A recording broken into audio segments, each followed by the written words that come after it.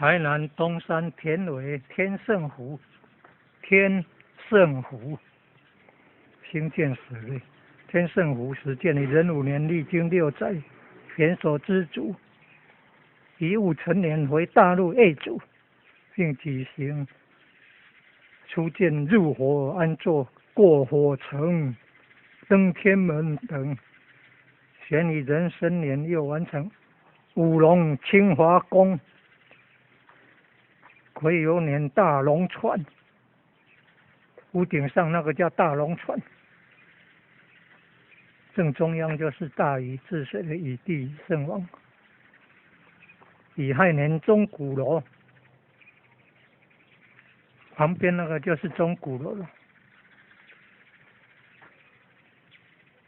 壬午年九龙七星金鲤池景观九龙池啊，正前方九龙池。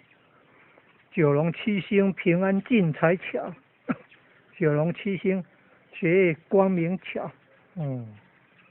庆典祭登天门，108层钉刀梯大法会圆满礼成，天圣湖管理委员会制。这里东山田尾天圣湖。